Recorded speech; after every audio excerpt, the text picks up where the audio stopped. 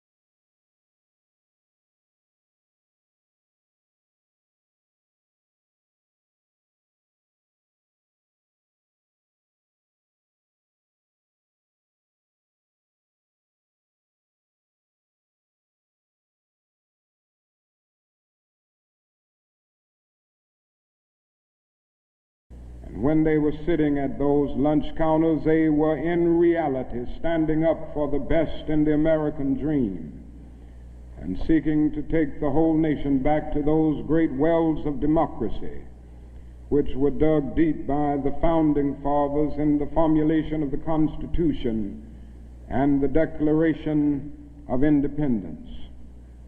Many things were gained as a result of these years of struggle.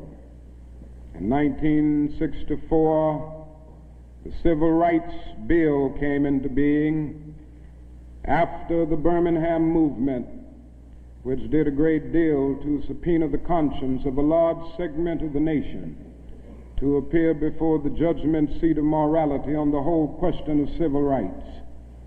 After the Selma movement in 1965, we were able to get a voting rights bill. Now, all of these things represented strides, but we must see that the struggle today is much more difficult. It's more difficult today because we are struggling now for genuine equality. And it's much easier to integrate a lunch counter than it is to guarantee a livable income and a good, solid job. It's much easier to guarantee the right to vote than it is to guarantee the right to live in sanitary, decent housing conditions. It is much easier to integrate a public park than it is to make genuine, quality, integrated education a reality. And so today we are struggling for something which says we demand genuine equality. It's not merely a struggle against extremist behavior toward Negroes. And I'm convinced that many of the very people who supported us in the struggle in the South are not willing to go all the way now. I came to see this in a very difficult and painful way in Chicago over the last year, where I've lived and worked. Some of the people who came quickly to march with us in Selma and Birmingham were active around Chicago. And I came to see that so many people who supported morally and even financially what we were doing in Birmingham and Selma were really outraged against the extremist behavior of Bull Connor and Jim Clark toward Negroes, rather than believing in genuine equality for Negroes. And I think this is what we've got to see now, and this is what makes the struggle much more difficult. And so as a result of all of this, we see many problems existing today that are growing more difficult. It's something that is often overlooked, but Negroes generally live in worse slums today than 20 or 25 years ago. In the North, schools are more segregated today than they were in 1954, when the Supreme Court's decision on desegregation was rendered. Economically, the Negro is worse off today than he was 15 and 20 years ago. And so the unemployment rate among whites at one time was about the same as the unemployment rate among Negroes. But today the unemployment rate among Negroes is twice that of whites. And the average income of the Negro is today 50% less than whites. And as we look at these problems, we see them growing and developing every day.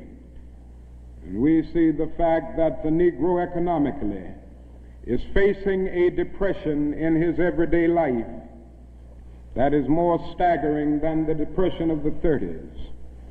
The unemployment rate of the nation as a whole is about 4%. Statistics would say from the Labor Department that among Negroes it's about 8.4%. But these are the persons who are in the labor market, who still go to employment agencies to seek jobs, and so they can be calculated. The statistics can be gotten because they are still somehow in the labor market. But there are hundreds of thousands of Negroes who have given up. They've lost hope. They've come to feel that life is a long and desolate corridor for them with no exit sign. And so they no longer go to look for a job. And there are those who would estimate that these persons who are called the discouraged persons would be 6 or 7% in the Negro community. And that means that unemployment among Negroes may well be 16%. And among Negro youth in some of our large urban areas, it goes to 30 and 40%. And so you can see what I mean when I say that in the Negro community, that is a major, tragic, and staggering depression that we face in our everyday lives. Now, the other thing that we've got to come to see now that many of us didn't see too well during the last 10 years, and that is that racism is still alive in American society and much more widespread than we realize. And we must see racism for what it is. It is a myth of the superior and the inferior race. It is the false and tragic notion that one particular group, one particular race is responsible for all of the progress, all of the insights, and the total flow of history. And the theory that another group or another race is totally depraved, innately impure, and innately inferior. And in the final analysis, racism is evil because its ultimate logic is genocide. Hitler was a sick and tragic man who carried racism to its logical conclusion. And he ended up leading a nation to the point of killing about 6 million Jews. And this is the tragedy of racism because its ultimate logic is genocide. If one says that I am not good enough to live next door to him, if one says that I am not good enough to eat at a lunch counter, or to have a good, decent job, or to go to school with him, merely because of my race, he is saying consciously or unconsciously that I do not deserve to exist. To use a philosophical analogy here, racism is not based on some empirical generalization. It is based rather on an ontological affirmation. It is not the assertion that certain people are behind culturally or otherwise because of environmental conditions. It is the affirmation that the very being of a people is inferior. And this is the great tragedy of it. Now, I say that however unpleasant it is, we must honestly see and admit that racism is still deeply rooted all over America. It's still deeply rooted in the North, and it's still deeply rooted in the South. Now, this leads me to say something about another discussion that we hear a great deal, and that is the so-called white backlash. I would like to honestly say to you that the white backlash is merely a new name for an old phenomenon. It's not something that just came into being because shouts of black power, or because Negroes engaged in riots in Watts, for instance. The fact is that the state of California voted a fair housing bill out of existence before anybody shouted black power, or before anybody rioted in Watts. It may well be that shouts of black power and riots in Watts and the Harlems and the other areas are the consequences of the white backlash rather than the cause of them. What it is necessary to see is that there has never been a single solid, monistic, determined commitment on the part of the vast majority of white Americans, the whole question of civil rights and on the whole question of racial equality. This is something that truth impels all men of goodwill to admit. It is said on the Statue of Liberty that America is the home of exiles. But it doesn't take us long to realize that America has been the home of its white exiles from Europe. But it has not evinced the same kind of maternal care and concern for its black exiles from Africa. And it is no wonder that in one of his sorrow songs, a Negro could sing out, "Sometimes I feel like a motherless child." What great estrangement, what great sense of rejection caused the people to emerge with such a metaphor as they looked over their lives. What I'm trying to get across is that our nation has constantly taken a positive step forward on the question of racial justice and racial equality. But over and over again at the same time, it made certain backward steps. And this has been the persistence of the so-called white backlash. In 1863, the Negro was freed from the bondage of physical slavery. But at the same time, the nation refused to give him land to make that freedom meaningful. And at that same period, America was giving millions of acres of land in the West and the Midwest, which meant that America was willing to undergird its white peasants from Europe with an economic floor that would make it possible to grow and develop, and refused to give that economic floor to its black peasants, so to speak. And this is why Frederick Douglass could say that emancipation for the Negro was freedom to hunger, freedom to the winds and rains of heaven, freedom without roofs to cover their heads. He went on to say that it was freedom without bread to eat, freedom without land to cultivate. It was freedom and famine at the same time. But it does not stop there. In 1875, the nation passed a civil rights bill and refused to enforce it. In 1964, the nation passed a weaker civil rights bill. And even to this day, that bill has not been totally enforced in all of its dimensions. The nation heralded a new day of concern for the poor, for the poverty-stricken, for the disadvantaged, and brought into being a poverty bill.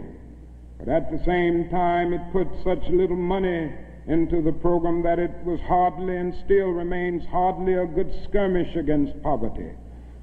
White politicians in suburbs talk eloquently against open housing, and in the same breath contend that they are not racist.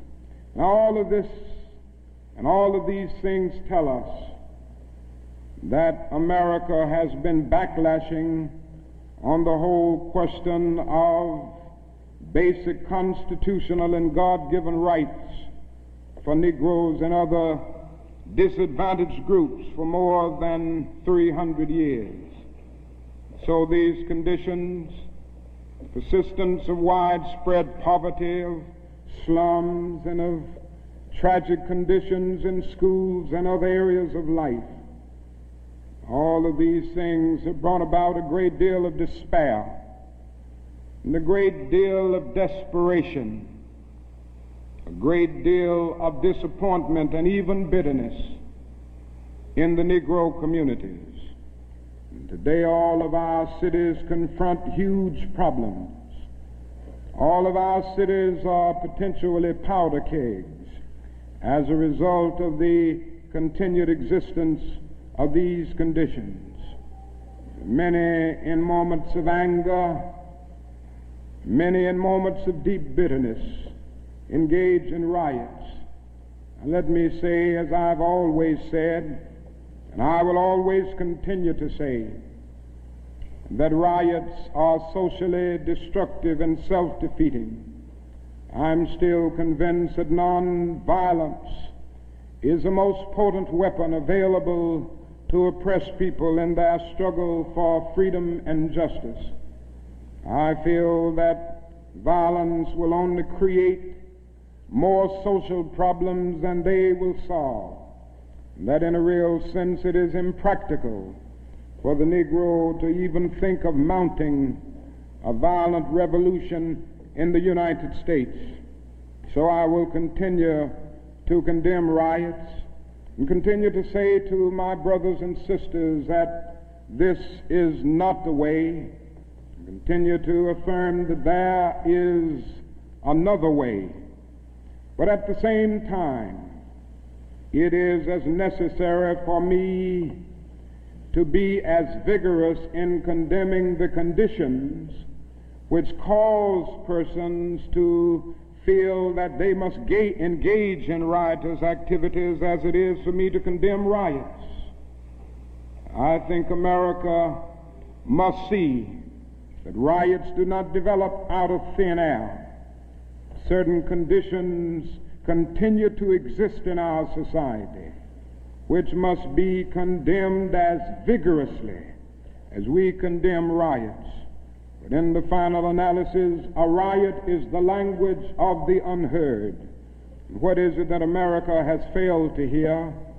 It has failed to hear that the plight of the Negro poor has worsened over the last few years. It has failed to hear that the promises of freedom and justice have not been met. And it has failed to hear that large segments of white society are more concerned about tranquility and the status quo than about justice, equality, and humanity. And so in a real sense, our nation's summers of riots are caused by our nation's winters of delay. And as long as America postpones justice, we stand in the position of having these recurrences of violence and riots over and over again. Social justice and progress are the absolute guarantors of riot prevention. Now let me go on to say that if we are to deal with all of the problems that I've talked about, and if we are to bring America to the point that we have one nation, indivisible, with liberty and justice for all, there are certain things that we must do. The job ahead must be massive and positive. We must develop massive action programs all over the United States of America in order to deal with the problems that I have mentioned. Now, in order to develop these massive action programs, we've got to get rid of one or two false notions that continue to exist in our society. One is the notion that only time can solve the problem of racial injustice. I'm sure you've heard this idea. It is the notion almost that is something in the very flow of time that will miraculously cure all evils. And I've heard this over and over again. There are those, and they're often sincere people, who say to Negroes and their allies in the white community that we should slow up and just be nice and patient and continue to pray, and in 100 or 200 years the problem will work itself out, because only time can solve the problem. Well, I think that is an answer to that myth, and it is that time is neutral. It can be used either constructively or destructively. And I'm absolutely convinced that the forces of ill will in our nation, the extreme righteous in our nation, have often used time much more effectively than the forces of goodwill. And it may well be that we will have to repent in this generation, not merely for the vitriolic words of the bad people and the violent actions of the bad people, but for the appalling silence and indifference of the good people who sit around and say, wait on time. Somewhere we must come to see that social progress never rolls in on the wheels of inevitability. It comes through the tireless efforts and the persistent work of dedicated individuals, and without this hard work, time itself becomes an ally of the primitive forces of social stagnation. And so we must help time, and we must realize that the time is always right to do right. Now there's another notion that gets out. It's around everywhere. It's in the South, it's in the North, it's in California, and all over our nation. It's the notion that legislation can't solve the problem. It can't do anything in this area. And those who project this argument contend that you've got to change the heart, and that you can't change the heart through legislation. Now, I would be the first one to say that there is real need for a lot of heart changing in our country, and I believe in changing the heart. I preach about it. I believe in the need for conversion and many instances in regeneration, to use theological terms.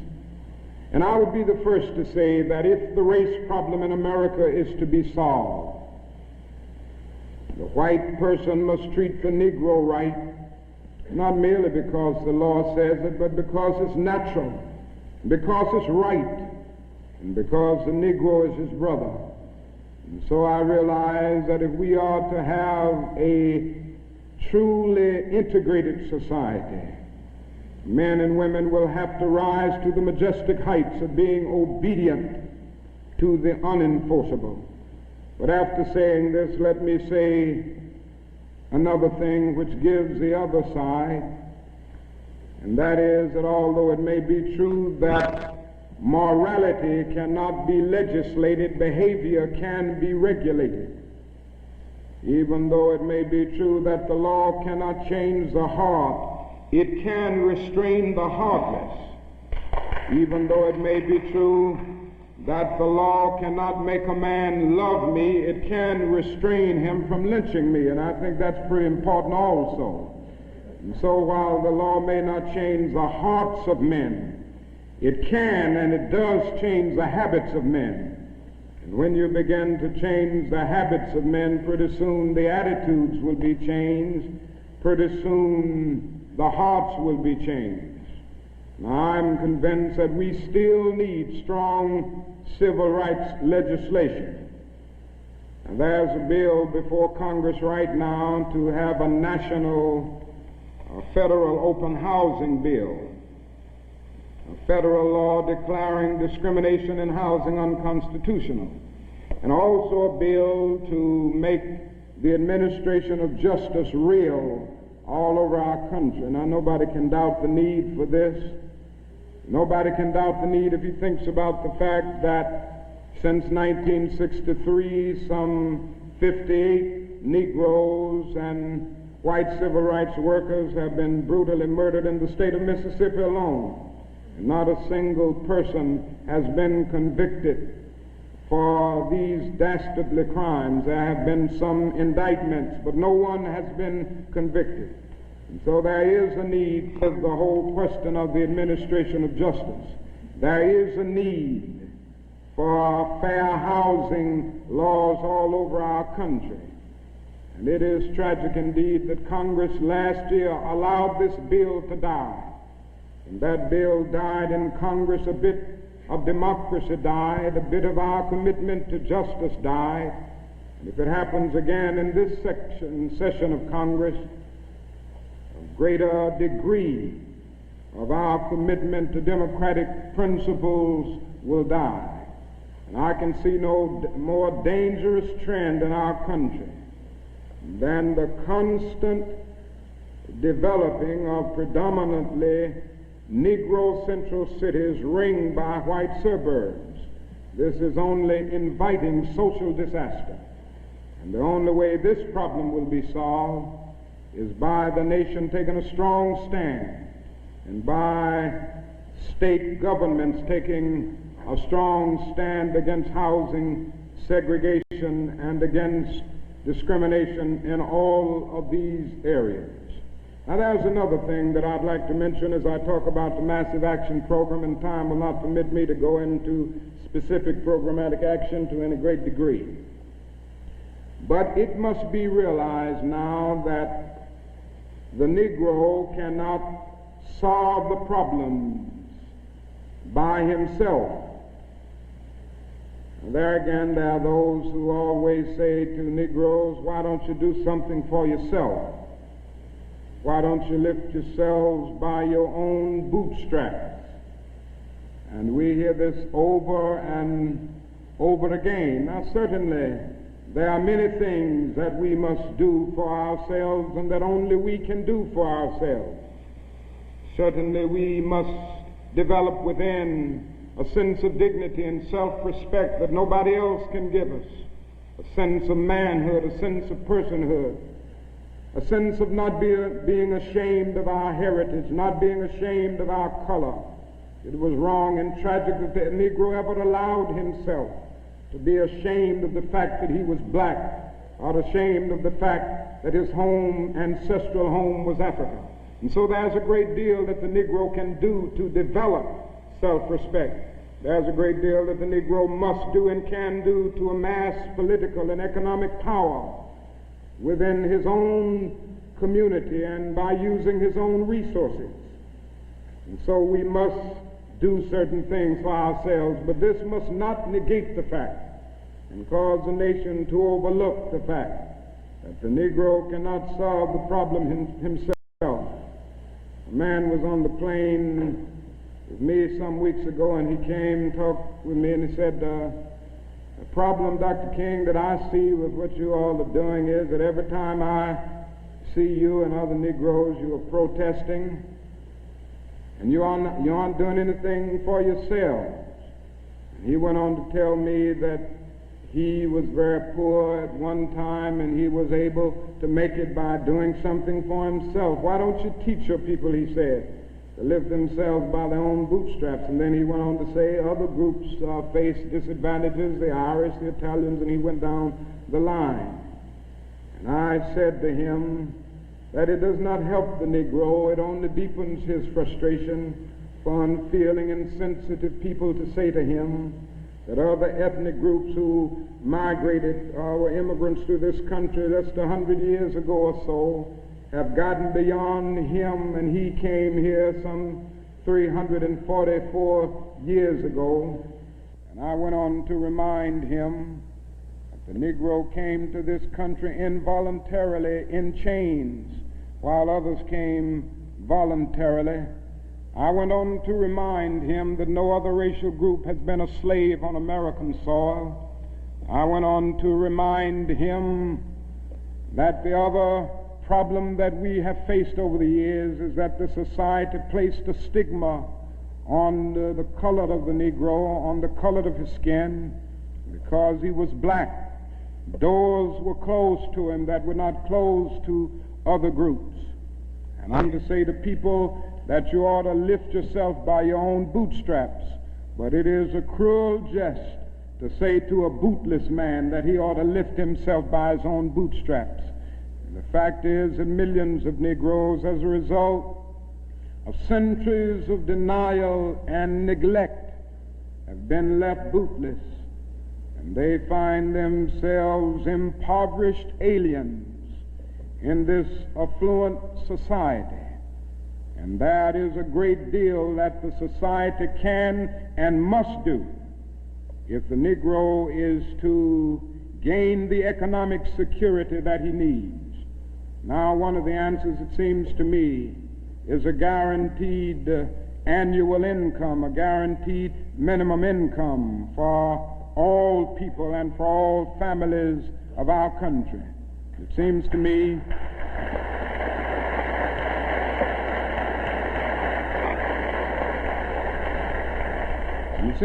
that the civil rights movement must now begin to organize for the guaranteed annual income, begin to organize people all over our country and mobilize forces so that we can bring to the attention of our nation this need and this something which I believe will go a long, long way toward dealing with the Negro's economic problem and the economic problem with many other poor people confronting our nation. Now, I said I wasn't going to talk about Vietnam, but I can't make a speech without mentioning some of the problems that we face there, because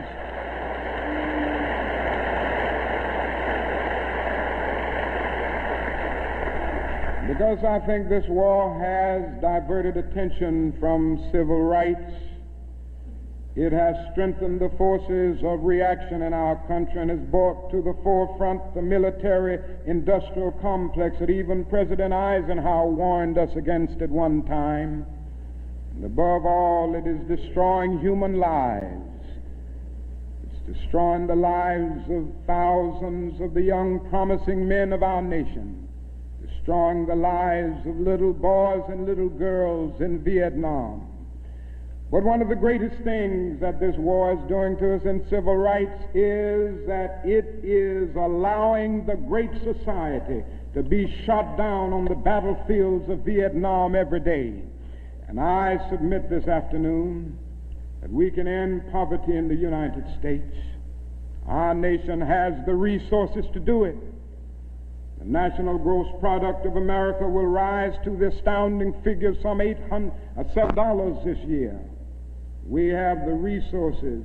The question is whether the nation has the will. And I submit that if we can save $5 billion a year to fight an ill-considered war in Vietnam and $20 billion to put a man on the moon, our nation can spend billions of dollars on their own 2 feet right here on earth.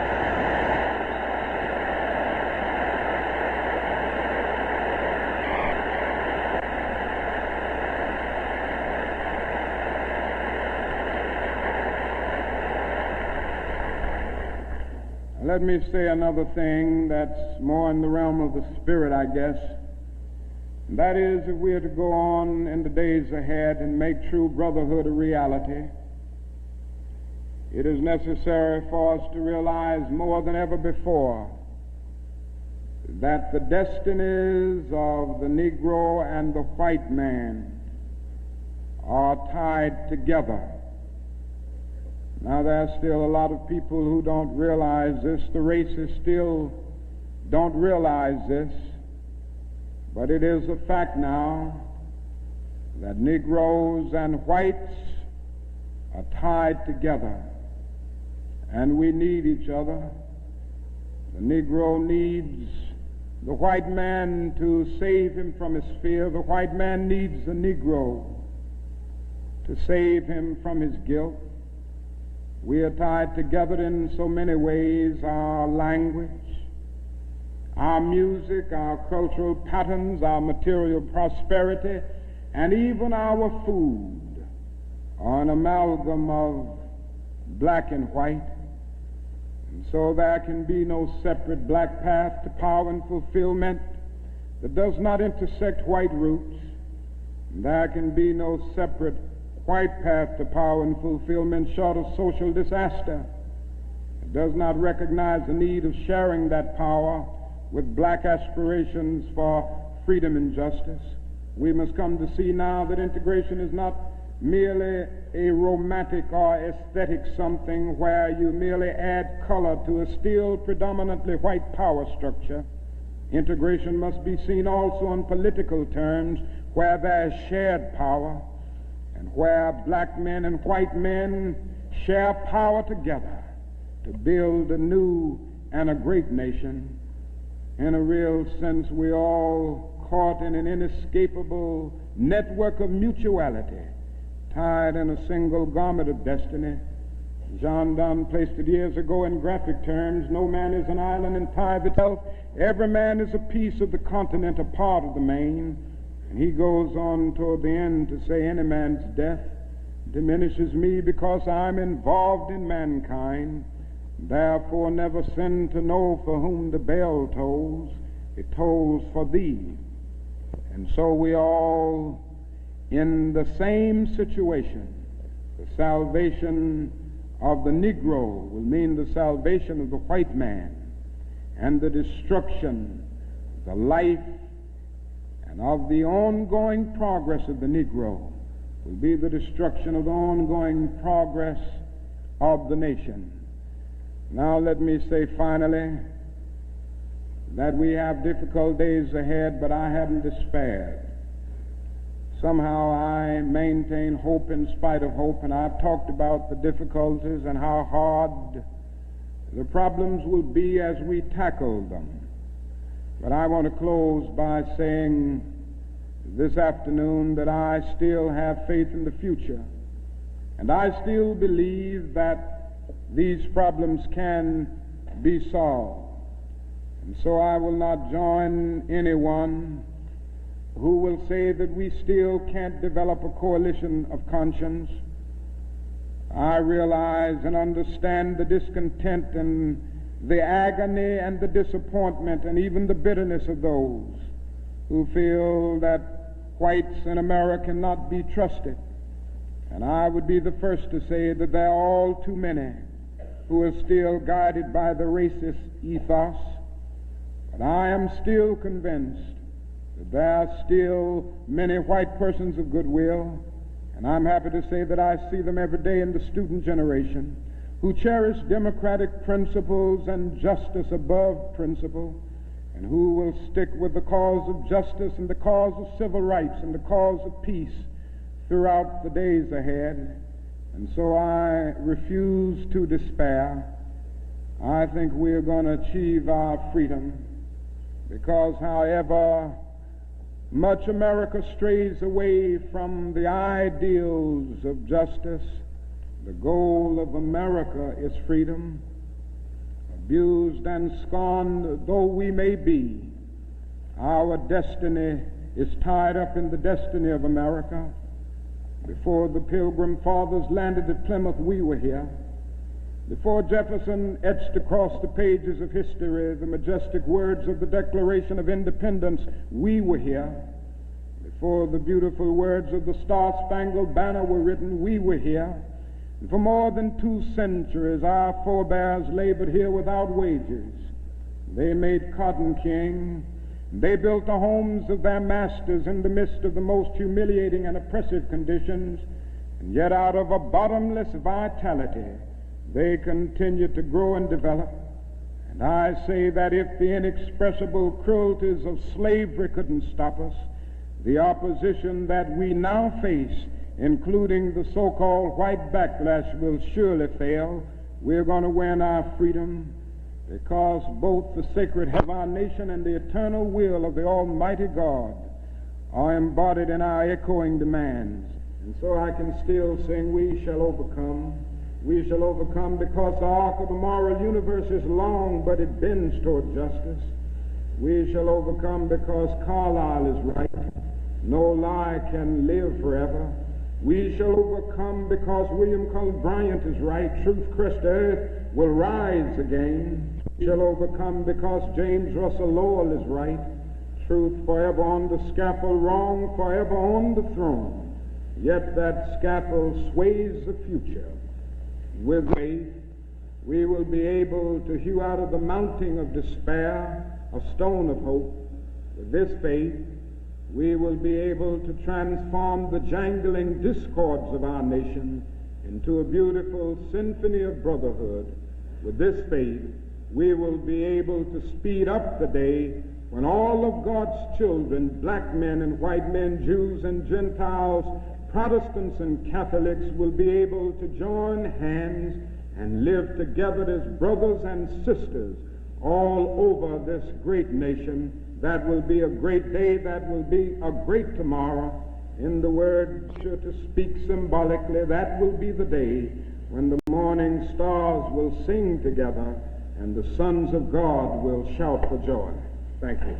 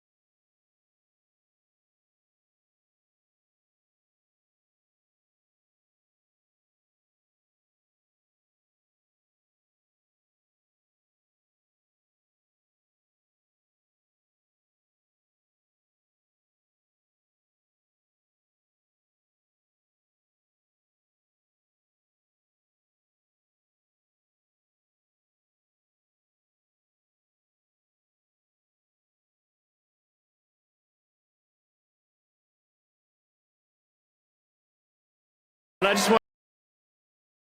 just want to say thank you. Anyway, let's look at our one of the. And I just want to say thank you. Anyway, let's look at our one of these tech billionaire oligarchs.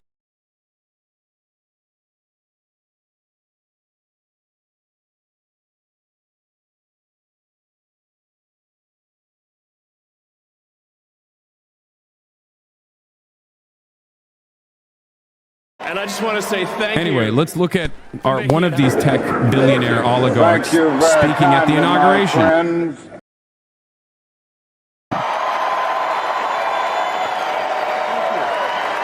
My heart goes out to you. Did he just Heil? Future What? civilization is assured.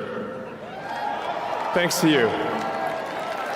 We're going to have safe cities, finally, safe cities. Secure borders, sensible spending, basic stuff. And we're going to take Doge to Mars.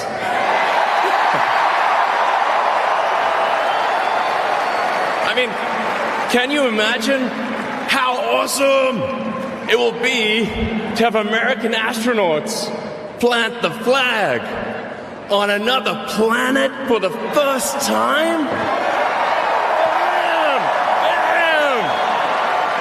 Yeah! The American reactionary movement is so funny because it's also incredibly lame. Like, fascist movements of the past hyper focused on the aesthetics, right? They cared a lot about their visual output. They had this like insane, intense interest in making it seem as though they were superior, and that like moral degeneracy must be squashed, and that, you know, everything down to the minutia was organized. And it's kind of funny to think that like the American version of that is so lame. Not to say that like German fascism was cool or whatever, but like they obviously placed a lot of emphasis on the aesthetics of order. Okay, like the visual output was important. The way that people delivered speeches, these were things that they cared about quite a bit. Whereas in the United States of America, we're just like, we have these like obvious losers being like, we're gonna place a Dogecoin on Mars. Someone in the chat said the ADL is defending Elon's salute. Oh my god.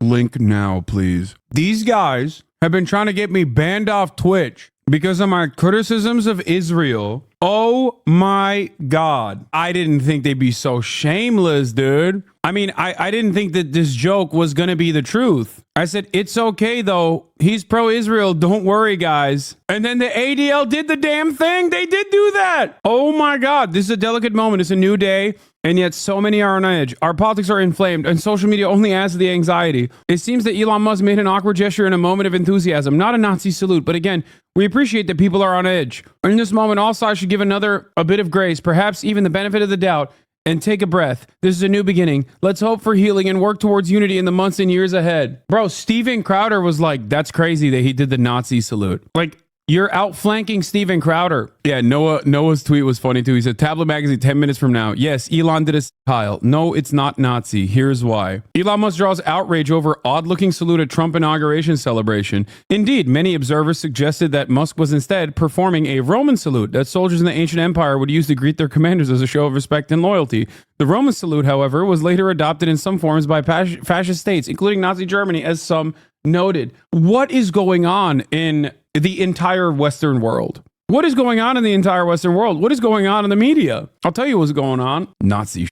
Congratulations to POTUS. We must confront rising anti-Semitism on college and university campuses, push for the release of all hostages in Gaza, and work towards peace in the Middle East. Yeah. Elon Musk comes out with a swastika armband, and they're like, well, initially the swastika was used as a Hindu symbol of peace for many decades before it was adopted by the Nazis, before it was adopted by the fascists in Nazi Germany.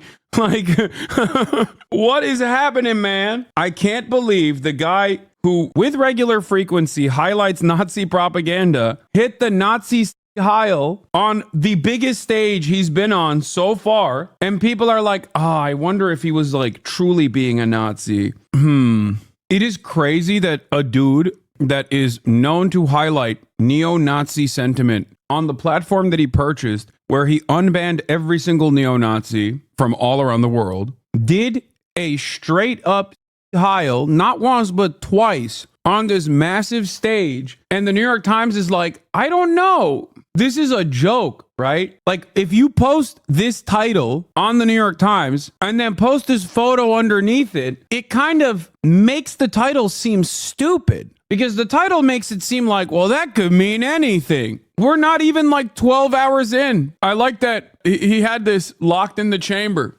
ready to rip, and he rips it. And the New York Times is like, I guess what it could mean anything. On CNN, commentators pointed out most gesture. Aaron Burnett, an anchor, noted how striking the action was. The motion soon drew comparisons online, known as the fascist salute. Did Elon Musk just hit the Roman salute at his inauguration speech? Hassan Piker, a popular streamer, asked on X. Mr. Musk, 53, did not respond to an email for comment. I like that they paired me with the Elon Musk non-reply. Almost makes it feel like I asked him that question. Like I asked him directly. This is like the okay hand gesture. No, it's not like the okay hand gesture. The entire point of the okay hand gesture is that it's supposed to be a dog whistle, a subtle nod, a hand gesture that is popular. So it's only contextually inappropriate in certain circumstances. There is no contextually appropriate situation where you're sig heiling. We kind of, as a society, had moved away from that. It is the exact opposite of the okay hand gesture. There's only one context. The okay hand gesture works in multiple settings, because it's called the okay hand gesture. It's in the name. As in, sometimes people throw it up to say, okay. There is not any circumstance where hitting the Sig Heil, the Roman salute, is anything but. The only time it's appropriate in context is when you're, a Nazi and you want to show others that you are a Nazi. That's it. Okay, that's kind of crazy. You got Kenneth Vogel, New York Times Kenneth Vogel, the ADL, which recently hired Ballard Firm, the lobbying shop headed by one of Trump's top fundraisers, Brian Ballard, to develop practice and policies to counter the rise of anti-Semitism in the U.S., appears to be willing to give Trump's team the benefit of the doubt. That's kind of cool that the New York Times is also doing this kind of reporting on the ADL. This is not the treatment that you give an institution that operates inside of American boundaries at the behest of the Israeli government.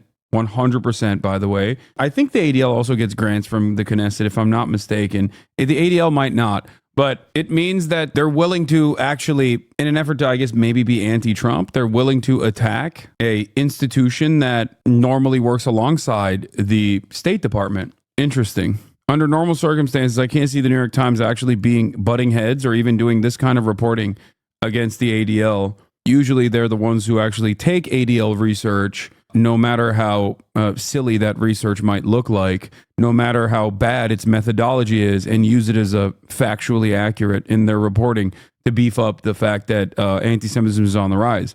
This does not, of course, mean that anti-Semitism isn't on the rise. It is, but the ADL's reporting on the matter conflates actual anti-Semitic hate crimes with anti-Israel sentiment being expressed. That is the reason why the ADL's reporting shows that there is like a 7,000% increase in anti-Semitic hate crimes in the United States of America, because they openly changed their methodology to add any kind of anti-Israel sentiment as an anti-Semitic hate crime onto their surveys. The previous president of ADL, Abraham Foxman, director emeritus of ADL, has, for the second time now, criticized the current leadership of the ADL. Abraham Foxman says, Elon Musk may be the world's richest man, but that does not excuse his thanking the Trump supporters with a Heil Hitler Nazi salute. In addition to supporting Germany's neo-Nazi party in the next elections, it is a very disconcerting image. This is the second time Abraham Foxman has butt heads with the current leadership of the ADL, Jonathan Greenblatt. The last time was also over Elon Musk, as a matter of fact, pointing that out. He said this last time, Jonathan Greenblatt did PR for Elon Musk as well. He was like, what are you doing? What an insane thing to do from your position of authority as someone who's supposed to be the leading figure of combating anti-Semitism.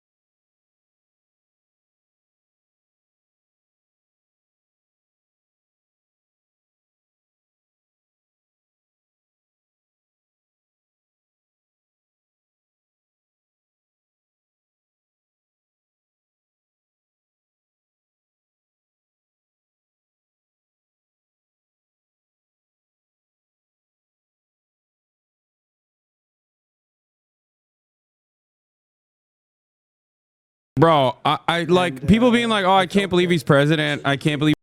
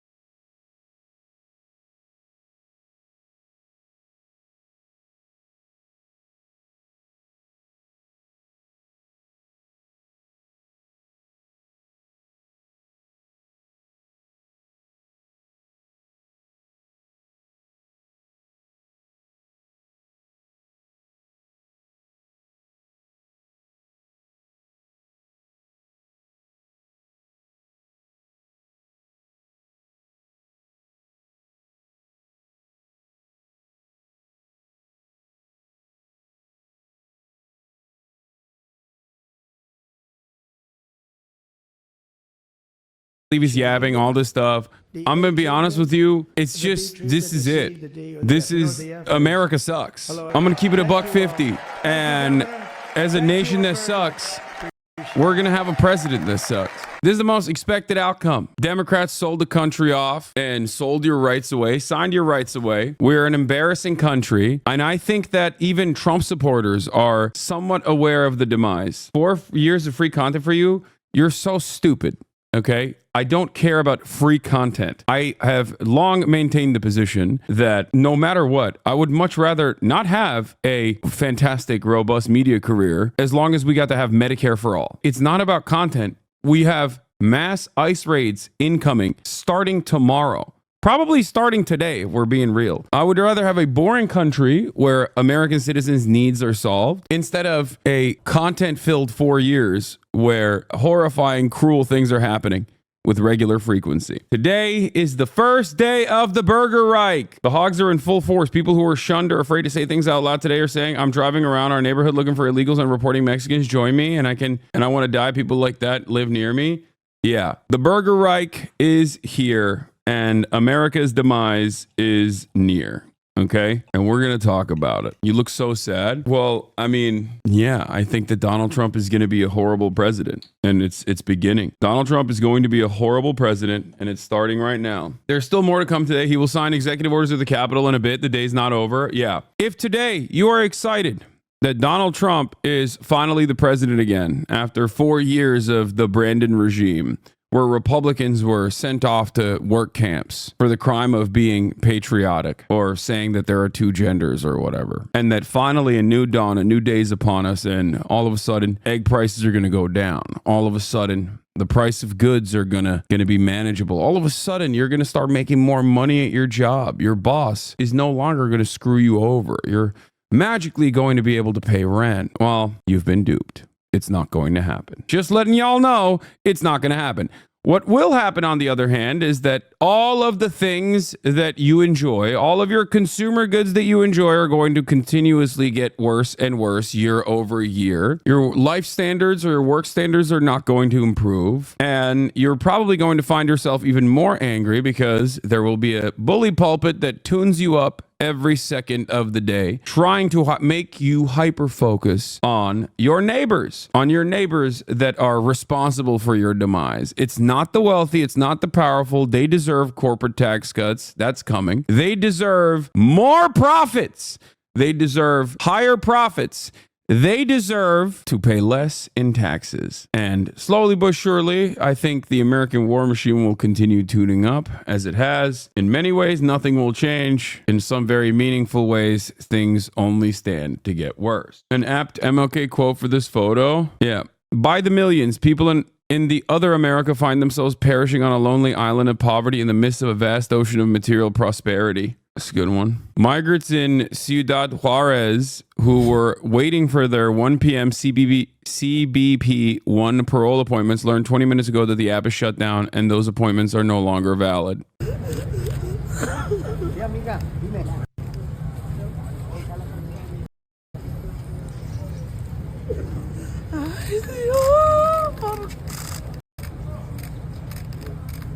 Coworker believes that the answer to financial freedom is crypto, but doesn't acknowledge his medical debt. No, coworker is awesome. The coworker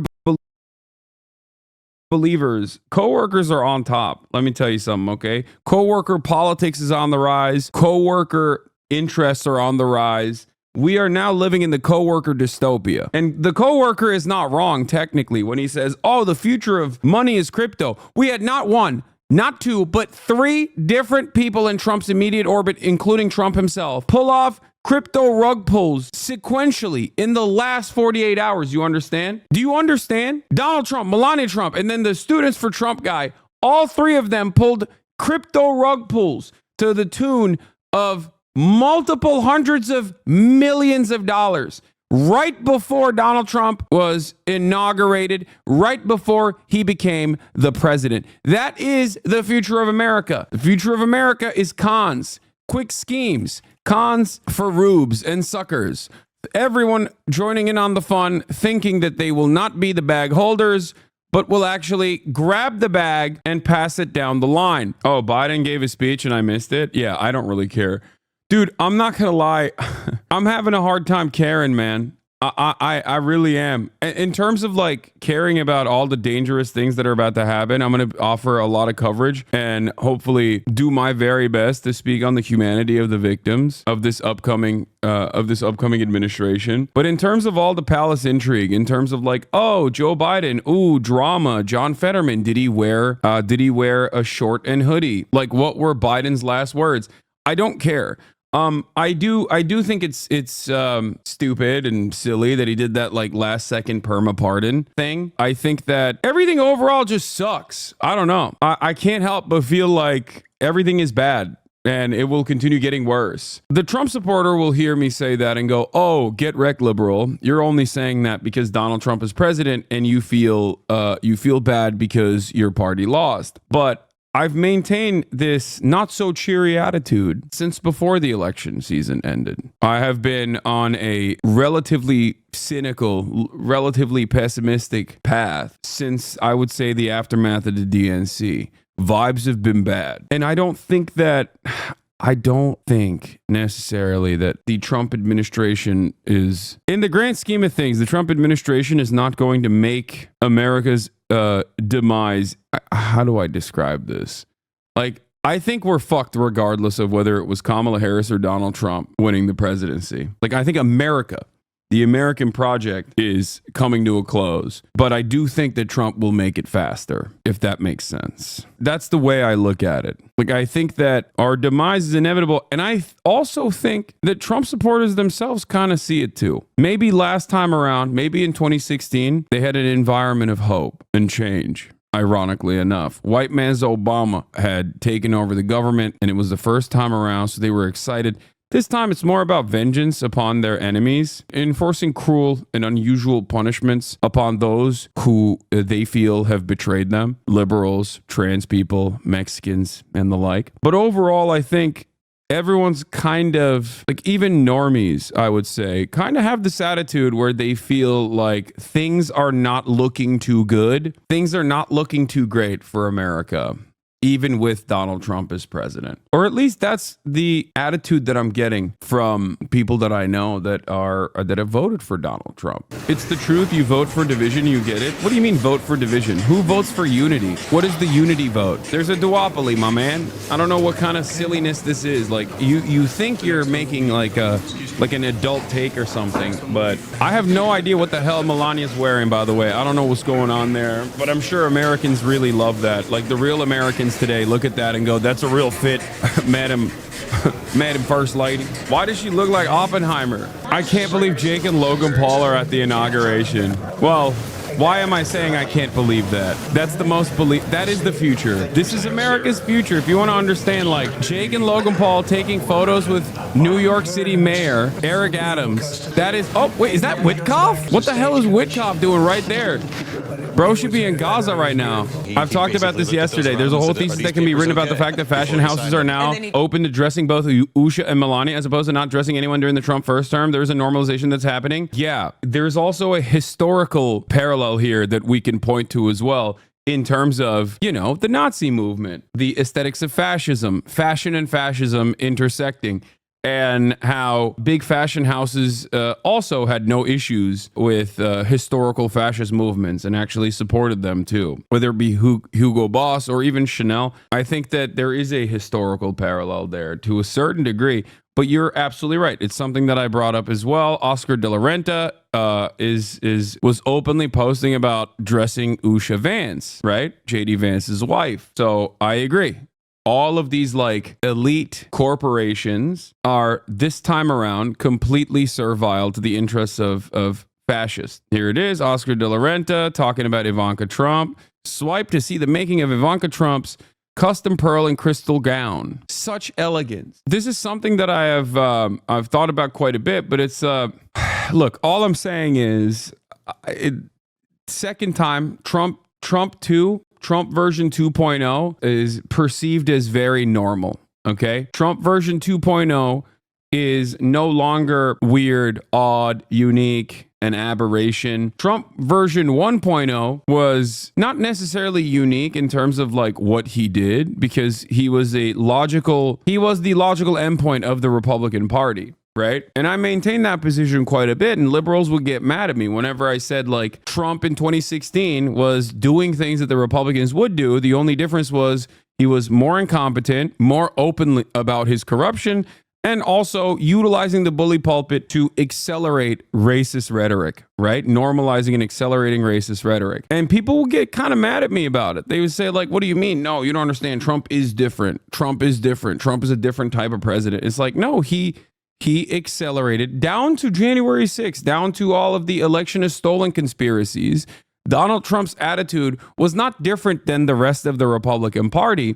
His communication was different than the rest of the Republican Party. And I used to point to the likes of Paul Ryan, institutional Republicans that were considered normal Republicans that would get, like, puff pieces about how he likes to work out and stuff like that by GQ, doing the same exact, the elections are stolen by immigrants rhetoric, but using very different words, never fully openly stating that as a fact, right? Donald Trump, on the other hand, took away the dog whistles and basically went full tilt with it. And it was like he cast aside the civility and the aesthetics of civility. And I think that was shocking for a lot of liberals. They're like, what are you talking about? This is not how we do. This is not how we operate. This is not who we are. But while I was clowning on the aesthetics focused, optics focused, civility focused, resistance liberalism the first time around, I do still think that level of pressure, at least to a certain degree, created a permission structure and a counterbalance against all of the awful things that the Trump administration was doing. And liberal media also was hyper focusing on all of the awful things that the Trump administration was doing. It's not happening this time around. That's what's truly interesting. It's not happening this time around. So I don't know what that is going to look like. I don't know what's going to what that's going to look like now. Liberalism is dead. It was already on its, it was already gasping for air, but it's officially, I think, dead. And what comes next, unfortunately for everyone, is obviously fascism. They have capital accumulation. They have concentration of power, backing from the capital accumulators and those who have concentrated power. They have better organizational structure. They have better entry points into institutional control. And very clearly, that is the new game in town. So we'll see what happens next. But as you look at all of these like wealthy aristocrats and politicians smiling and dining together, when you look at our elites enjoying the show, just remember that this is in some ways going to be the expected outcome. This was always going to happen, but Donald Trump, I suspect, will, accelerate America's demise even more. And our top priority will be to create a nation that is proud, prosperous, and free. America will soon be greater, stronger, and far more exceptional than ever before. I return to the presidency confident and optimistic that we are at the start of a thrilling new era of national success. A tide of change is sweeping the country, sunlight is pouring over the entire world, and America has the chance to seize this opportunity like never before.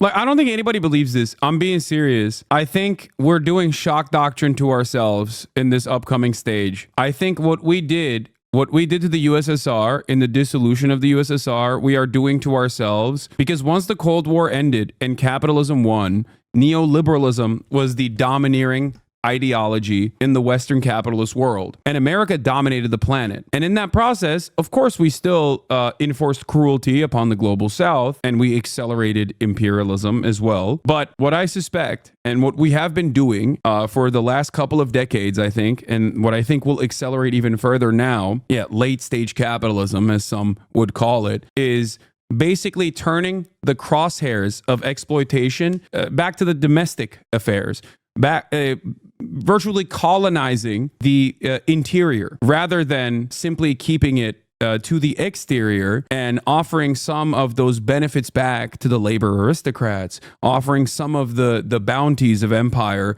back to the domestic population. I think we will start picking at the scraps of what remains of the American government. It's not even blowback necessarily. It's not even blowback. It's just that capital is a parasitic force inherently, okay? It always has to dominate because it always seeks out more profit. And you cannot generate more profit when technology keeps advancing and it makes things easily accessible.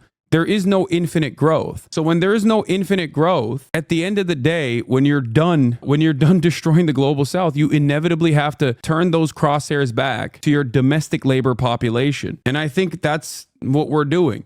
The age of leisure, my ass. No, the age of leisure was like the 80s and 90s, right? The dot-com bubble, like all of the bounties of like assuming that we can just like permanently grow and permanently prosper. And then what happened? 2008 housing market crash. Obviously, 9/11, war on terror. And in that process, instead of slamming the brakes on the permanent growth attitude that we had, the permanent profit-seeking attitude we had, what do? Even in our recovery, what did Obama do, for example? He kept up the pre-existing hierarchy, and that recovery process was still K-shaped in the exact same way that we saw after COVID. Those at the top ended up gaining from this collapse, even though they were responsible for this collapse through multiple decades worth of neoliberal deregulation. On the one hand, it was still very much both Democrats and Republicans of the past that caused the 2008 housing market to happen. And they did that because they were doing the bidding of the wealthy, the super wealthy, and the corporations. But even in that recovery, there was still opportunity for more profits. So it is not an accident that in that time frame, America saw great wealth transfers that continued to trickle upwards rather than evenly distribute down to the working class. That would have been a much healthier recovery for America. But even in that process, we decided, nope, we're just going to keep doing the same thing over and over again. And I suspect that is where we're at right now. I think as things worsen, as societal collapse becomes inevitable, the same profit seekers, corporations, and the super wealthy will continue trying to generate as much wealth as they possibly can. And they will do so by genuinely worsening the material conditions of the American labor force as well. So I think Yanis Varoufakis is correct when he says we are in the age of techno-feudalism. I also want to express my tremendous gratitude to the hundreds of thousands of proud American patriots who came from all across the country to join us in this celebration. It's a celebration of a big win.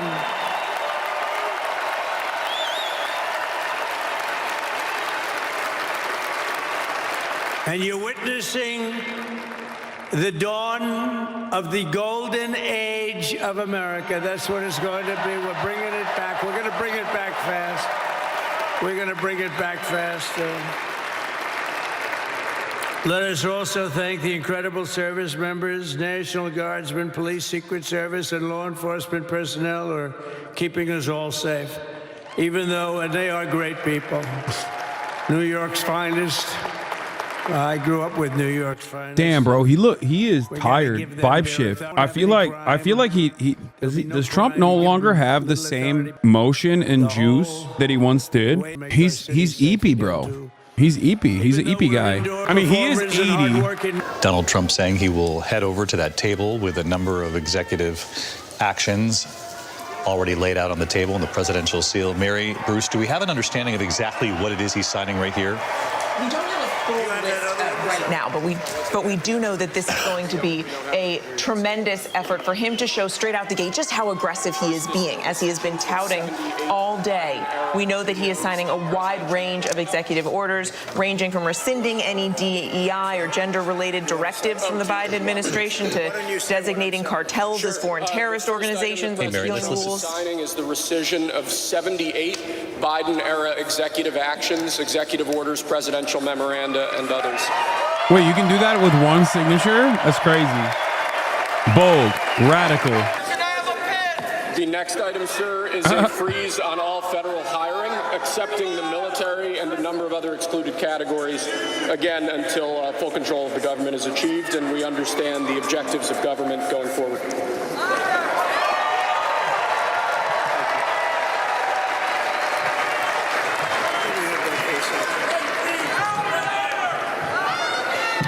Could you imagine Biden doing this? I don't think so.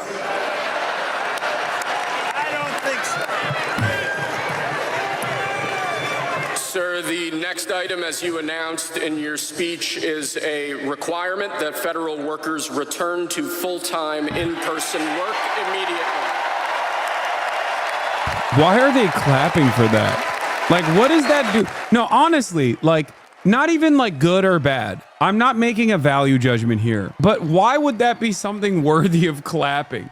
Like, what does that do for any of the people in the room? Yeah, finally, my bitch ass dad has to go back to work and work from the office. Like, what, is that it? The cost of living crisis that has cost Americans so dearly. Also, what? This executive order is so stupid. He's going to address it. He's going to address the living crisis, cost of living crisis. Oh, hell yeah.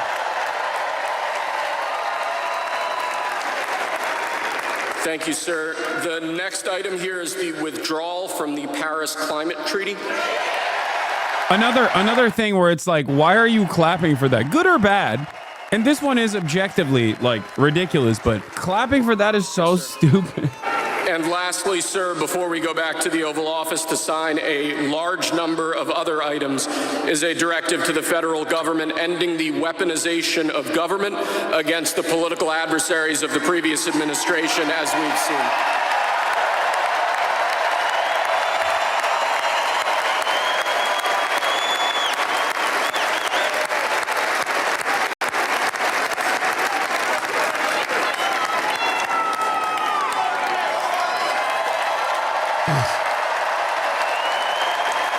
Thank you very much, sir.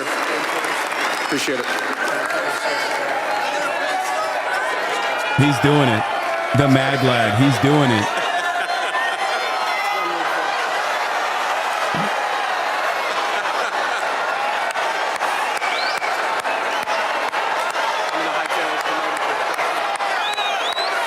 Oh my God.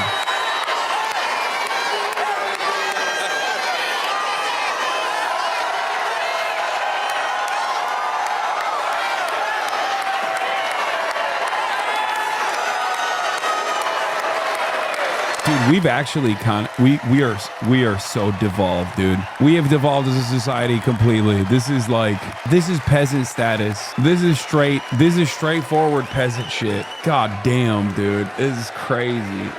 We're getting rid of all of the cancer. I call it cancer. The cancer caused by the Biden administration. How confident are you, Mr. President, that you can keep the ceasefire in Gaza and conclude the 3 phases of this deal? I'm not confident. That's not our war, it's their war, but I'm not confident. But I think they're very weakened on the other side. Do you support the 2-state Gaza, boy, I looked at a picture of Gaza. Gaza is like a massive demolition site. That place it's really, it's got to be rebuilt in a different way. Do you plan to help rebuilding Gaza? I might. You know, Gaza is interesting. It's a phenomenal location. On the sea, best weather, you know, everything's good. It's like some beautiful things could be done with it, but it's very interesting. I'm But sorry, what? Some fantastic things could be done with Gaza. How do you see the future in governance for Gaza? Well, it depends. I can't imagine you could have, well, you certainly can't have the people that were there. Most of them are dead, by the way, right? Most of them are dead. But they didn't exactly run it well. Run viciously and badly. So you can't have that. Mr. President, on TikTok, sir, President Trump, you've seen the other living presidents a couple times in the last few months. If you ever had to call on one of them for advice about anything that's going on here, which one would you call? It's an interesting. Well, I thought Bill Clinton was a very good politician. Truly I don't think heinous he stuff. was used properly. I think they We are disrespected him. America's so When fucked. Hillary The was rest of running, the planet is fucked. He came back The and he entire said, globe you know, is you fucked. better get up to It hasn't even been Michigan 12 and hours Wisconsin. yet. You remember It's that. barely been 12 hours in office. Every house And he's has a already Trump said sign on it. mass immigration raids, And they- Gaza the beachfront Republicans property, had one- tariffs to Mexico and Canada instantly decades. February 1st. Like, how is the stock market not reacting to this in the hell does normal he ways know? that you would? Oh, it's because MLK Day, Bill stock Clinton market's was- closed he had a today. great I forgot. I forgot that it's political. I think we're We have to do it entering again. very weird territory. In the absence of organized resistance against this sort of action from the obviously reactionary government, I feel like the resistance to this sort of the resistance to Donald Trump is going to take the form of decentralized resistance, which is always uncontrollable. In the least violent ways of decentralized resistance movements, when there are no legal structures in play, like workplace sexual assault and violence, was the Me Too movement. The most violent version of decentralized resistance against unlimited amounts of profit seeking that puts people's lives at stake is Luigi Mangione. Take your pick.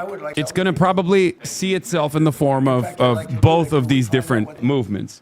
On the one hand, there will be, I suspect that there will be some semblance of organized efforts to try and actively apply social pressure in the face of unchanging and unyielding cruelty by our legislative body, by our judicial body. And also, on the other hand, I suspect that there will be direct instances of violence from adventurists as well. Details of the January 6th pardons, commuting the sentence of the head of the Oath Keepers, and one of the first people to breach the Capitol who was charged with assaulting a police officer, Dominic Pizzola.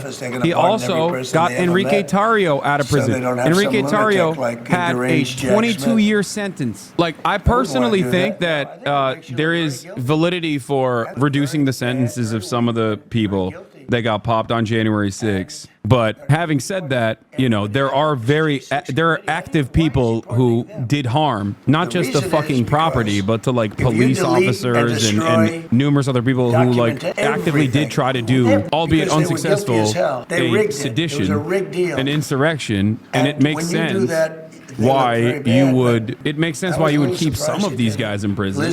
The cheating, all the stuff that's going on, brother. I feel like the veil's been lifted, and that dark cloud. If I wasn't so tired, brother, I'd just rip all my clothes. Oh, you're not tired. You know what? Donald Trump lifted the veil off America. Hold on, Jess. All right, here we go.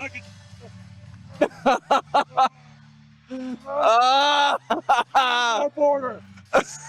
Lower gas prices. Yes. We got real American beer in the house.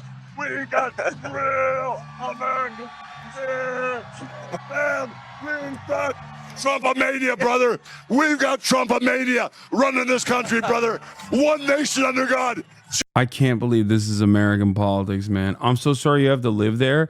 Brother or sister or MB, understand that what's going on here, what's happening here is coming to your backyard too, is coming to your neighborhood too. That's the craziest part about it, is that like what we do here will inevitably make its way to you, okay? And it already has been. It already has been making its way to you. Elon Musk is sig heiling on the national stage, but he's doing something I think more insidious on the global stage, right? He's sig heiling on the national stage, and what is he doing in the UK? Trying to elevate reform, even though he had a brief back and forth with Nigel Farage over Tommy Robinson.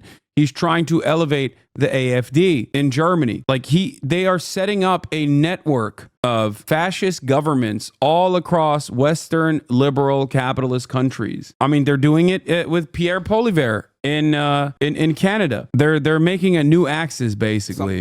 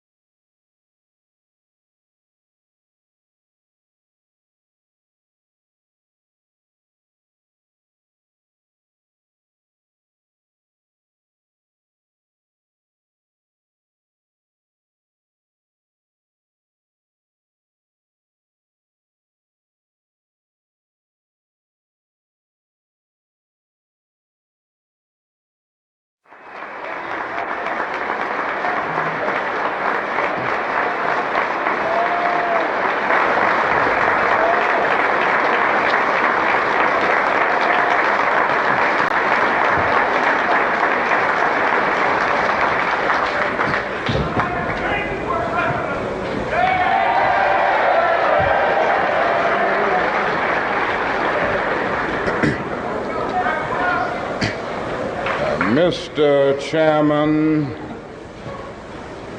friends and brothers in this first gathering of the National Conference on New Politics, ladies and gentlemen, can you hear me in the back? I don't know if the Klan is in here tonight or not with all the trouble we're having with these microphones.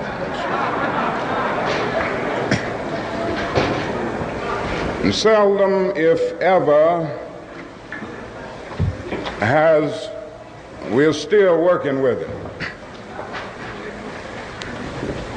As I was about to say, seldom, if ever, has such a diverse and truly ecumenical gathering convened under the aegis of politics in our nation. And I want to commend the leadership of the National Conference on New Politics for all of the great work that they have done in making this significant convention possible. Indeed, by our very nature, we affirm that something new is taking place on the American political horizon. We have come here from the dusty plantations of the Deep South and the depressing ghettos of the North. We have come from the great universities and the flourishing suburbs. We have come from Appalachian poverty and from conscience-stricken wealth. But we have come, and we have come here because we shared a common concern for the moral health of our nation. We have come because our eyes have seen through the superficial glory and glitter of our society and observe the coming of judgment. Like the prophet of old, we have read the handwriting on the wall. We have seen our nation weighed in the balance of history and found wanting.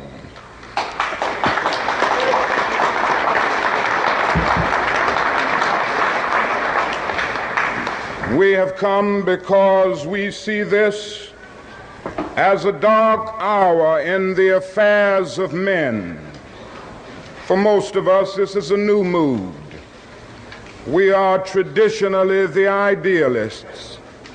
We are the marchers from Mississippi and Selma and Washington who staked our lives on the American dream during the first half of this decade. Many assembled here campaigned assiduously for Lyndon Johnson in 1964 because we could not stand idly by and watch our nation contaminated by the 18th century policies of Goldwaterism. We were the hardcore activists who were willing to believe that Southerners could be reconstructed in the constitutional image. We were the dreamers of a dream, that dark yesterdays of man's inhumanity to man would soon be transformed into bright tomorrows of justice. Now it is hard to escape the disillusionment of betrayal. Our hopes have been blasted and our dreams have been shattered. The promise of a great society was shipwrecked off the coast of Asia on the dreadful peninsula of Vietnam.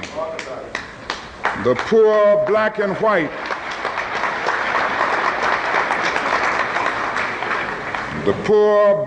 white, are still perishing on a lonely island of poverty in the midst of a vast ocean of material prosperity. What happens to a dream deferred? It leads to bewildering frustration and corroding bitterness.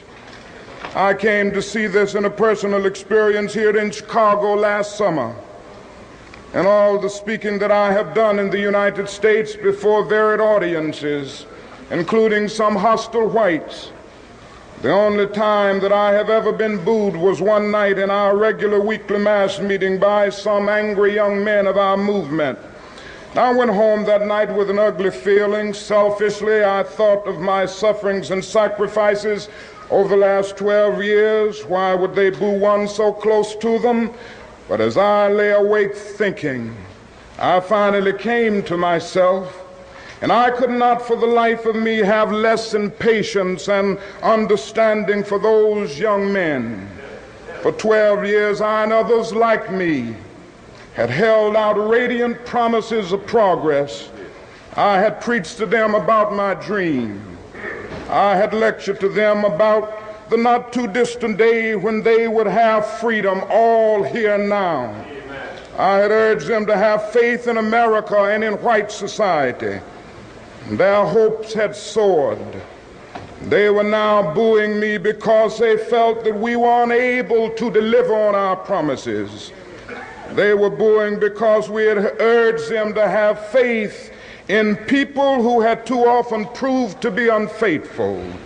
They were now hostile because they were watching the dream that they had so readily accepted turn into a frustrating nightmare. And this situation is all the more ominous in view of the rising expectations of men the world over.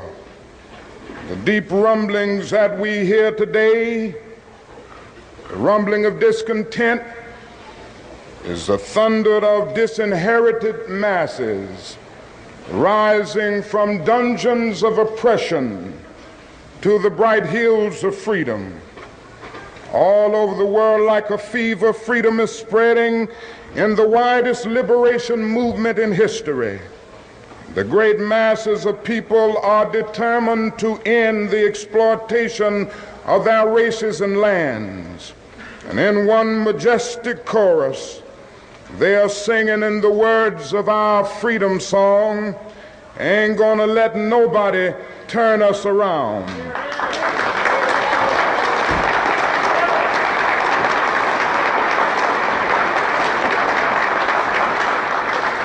And so the collision course is set. The people cry for freedom, and the Congress attempts to legislate repression.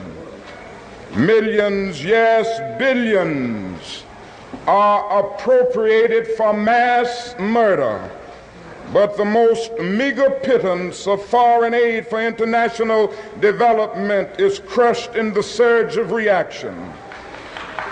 Unemployment rages at a major depression level in the black ghettos, but the bipartisan response is an anti-riot bill rather than a serious poverty program.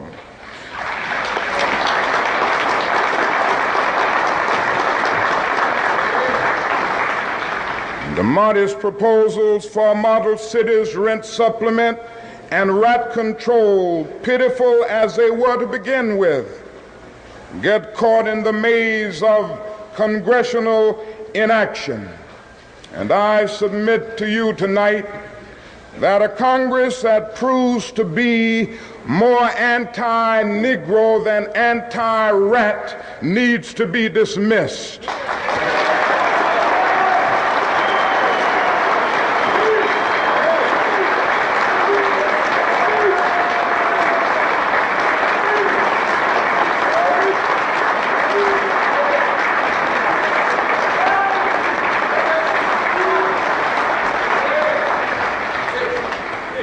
It seems that our legislative assemblies have adopted Nero as their patron saint and are bent on fiddling while our cities burn.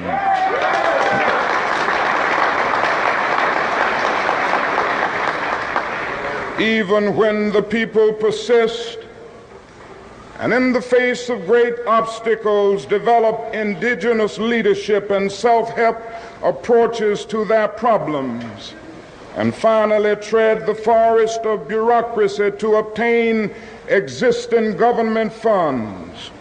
The corrupt political order seeks to crush even this beginning of hope.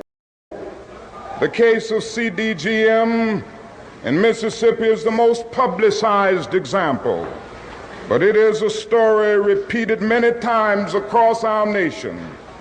Our own experience here in Chicago is especially painfully present. After an enthusiastic approval by HEW's Department of Adult Education, SCLC began an adult literacy project to aid 1,000 young men and women who have been pushed out of overcrowded ghetto schools in obtaining basically literacy skills prerequisite to receiving jobs. We had an agreement with A&P stores for 750 jobs through SCLC's job program, Operation Breadbasket, and had recruited over 500 pupils the first week. At that point, Congressman Kuczynski and the Daily Machine intervened and demanded that Washington cut off our funds or channel them through the machine-controlled poverty program in Chicago.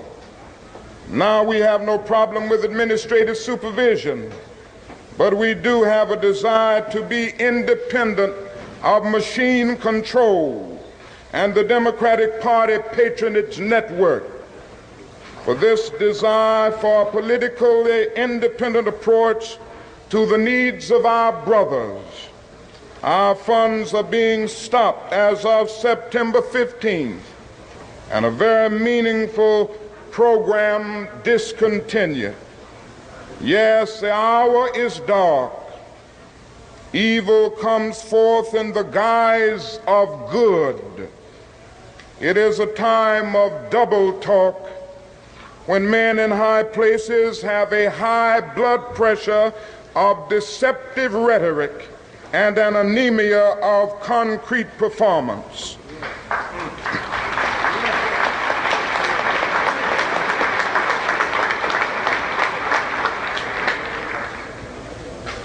We cry out against welfare handouts to the poor, but generously approve an oil depletion allowance to make the rich richer.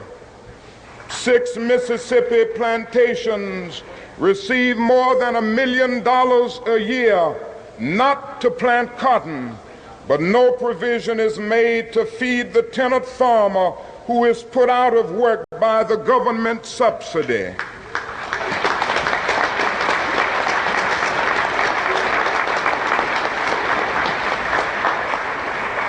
The crowning achievement in hypocrisy must go to those staunch Republicans and Democrats of the Midwest and West who were given land by our government when they came here as immigrants from Europe.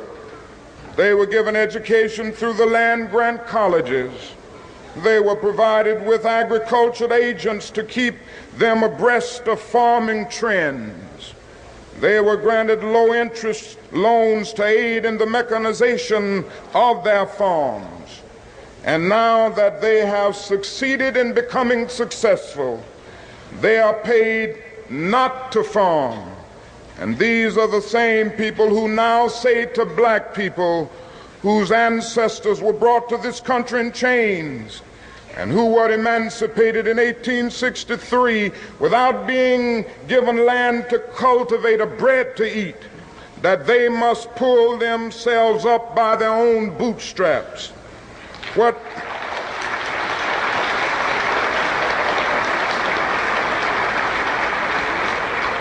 What they truly advocate is socialism for the rich and capitalism for the poor.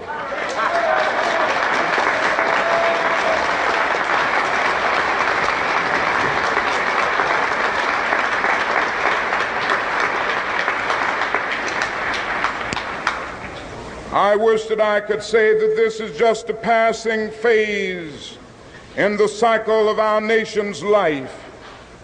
Certainly times of war, times of reaction throughout the society. But I suspect that we are now experiencing the coming to the surface of a triple-pronged sickness that has been lurking within our body politic from its very beginning. That is the sickness of racism, excessive materialism, and militarism. Not only is this our nation's dilemma, it is the plague of Western civilization.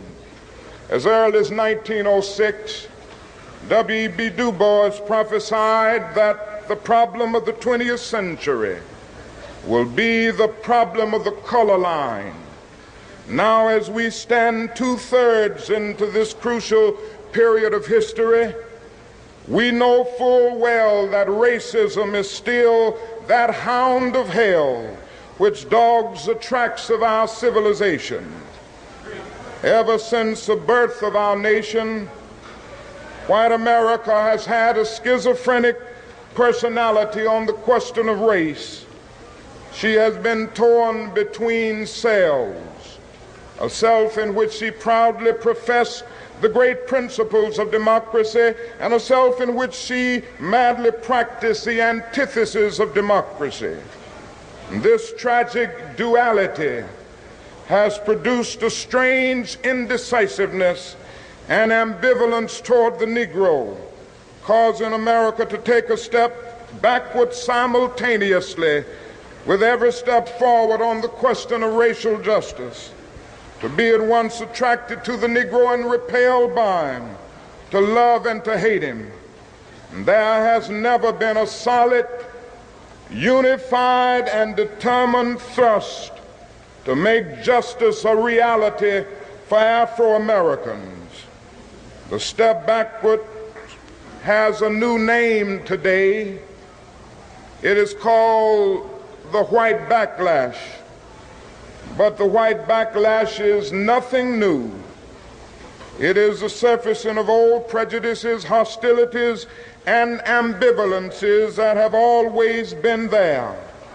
It was caused neither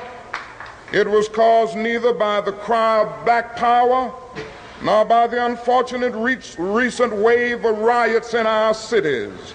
The white backlash of today is rooted in the same problem that has characterized America ever since the black man landed in chains on the shores of this nation.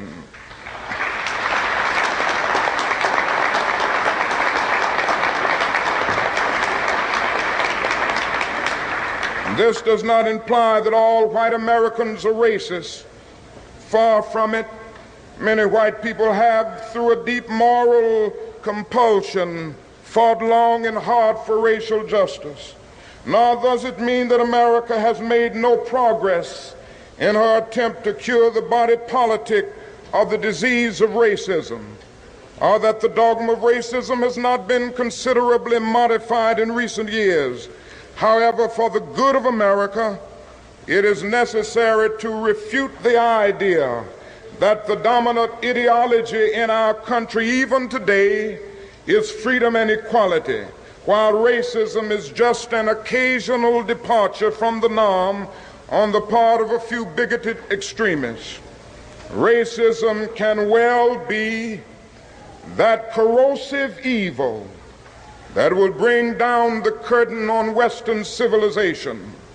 Arnold Toynbee has said that some 26 civilizations have risen upon the face of the earth. Almost all of them have descended into the junk heaps of destruction. The decline and fall of these civilizations, according to Toynbee, was not caused by external invasions, but by internal decay. They failed to respond creatively to the challenges impinging upon them. If America does not respond creatively to the challenge to banish racism, some future historian will have to say that a great civilization died because it lacked the soul and commitment to make justice a reality for all men.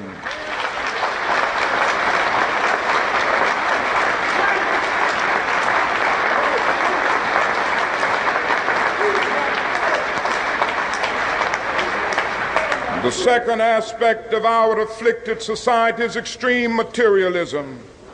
An Asian writer has portrayed our dilemma in candid terms. He says, "You call your 1,000 material devices labor-saving machinery, yet you are forever busy. With the multiplying of your machinery, you grow increasingly fatigued, anxious, nervous, dissatisfied. Whatever you have, you want more. And wherever you are, you want to go somewhere else. Your devices are neither time-saving nor soul-saving machinery. There are so many sharp spurs which urge you on to invent more machinery and to do more business. This tells us something about our civilization that cannot be cast aside as a prejudiced charge by an Eastern thinker who is jealous of Western prosperity. We cannot escape the indictment. This does not mean that we must turn back the clock of scientific progress. No one can overlook the wonders that science has wrought for our lives. The automobile will not abdicate in favor of the horse and buggy, of the train in favor of the stagecoach, of the tractor in favor of the hand plow, of the scientific method in favor of ignorance and superstition. But our moral lag must be redeemed.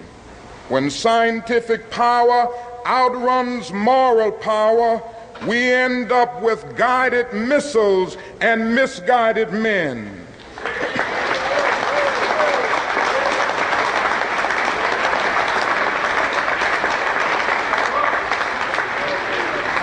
When we foolishly maximize the minimum and minimize the maximum, we sign the warrant for our own day of doom. It is this moral lag in our thing-oriented society that blinds us to the human realities around us and encourages us in the greed and exploitation which create the sector of poverty in the midst of wealth. Again, we have deluded ourselves into believing the myth that capitalism grew and prospered out of the Protestant ethic of hard work and sacrifice. The fact is that capitalism was built on the exploitation and suffering of black slaves.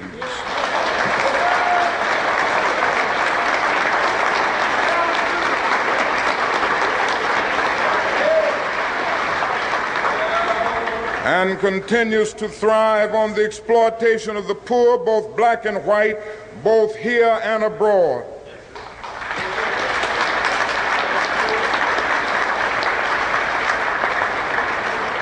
If Negroes and poor whites do not participate in the free flow of wealth within our economy, they will forever be poor, giving their energy, their talents, and their limited funds to the consumer market, but reaping few benefits and services in return.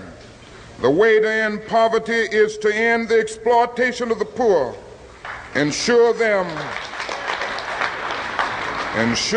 a fair share of the government services and the nation's resources.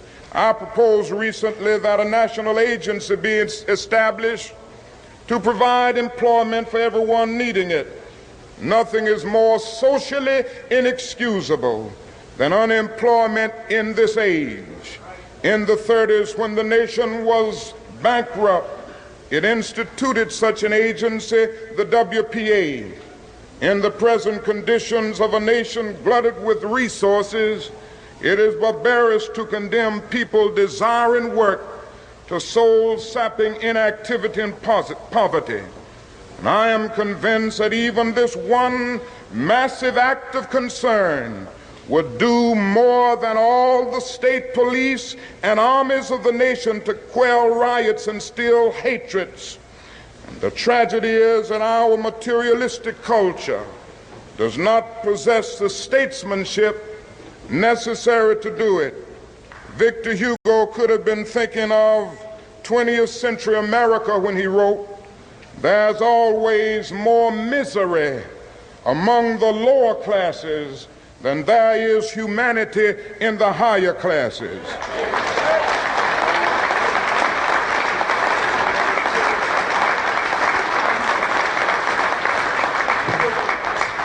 The time has come for America to face the inevitable choice between materialism and humanism. We must devote at least as much to our children's education and the health of the poor as we do to the care of our automobiles and the building of beautiful, impressive hotels.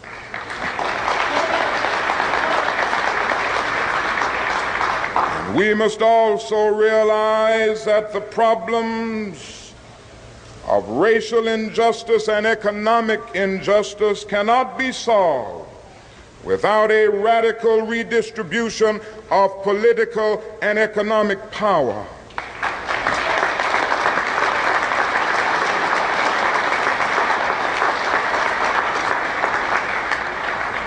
We must further recognize that the ghetto is a domestic colony. Black people must develop programs that will aid in the transfer of power and wealth into the hands of residents of the ghetto so that they may in reality control their own destinies.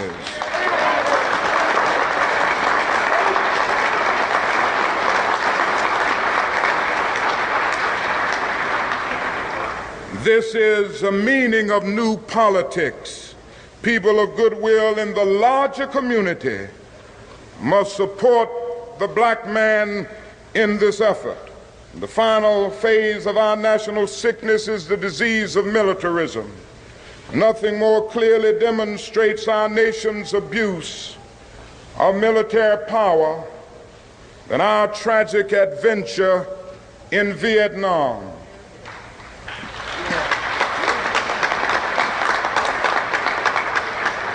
This war has played havoc with the destiny of the entire world.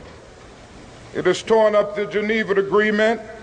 It has seriously impaired the United Nations. It has exacerbated the hatred between continents and, worse still, between races.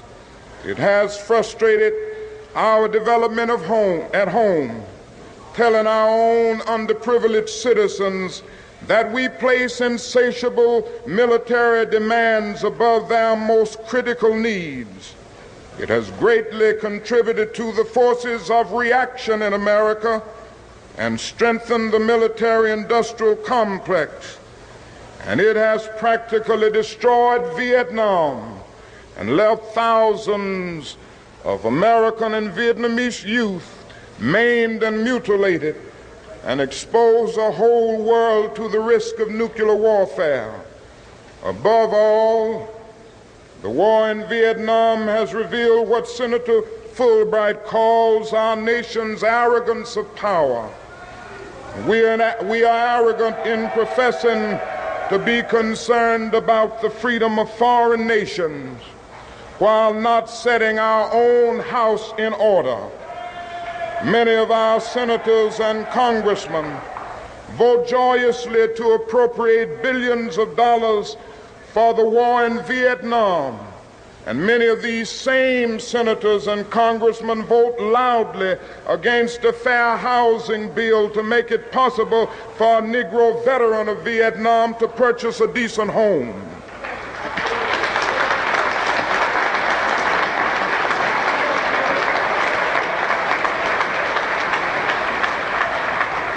We arm Negro soldiers to kill on foreign battlefields, but offer little protection for their relatives from beatings and killings in our own South.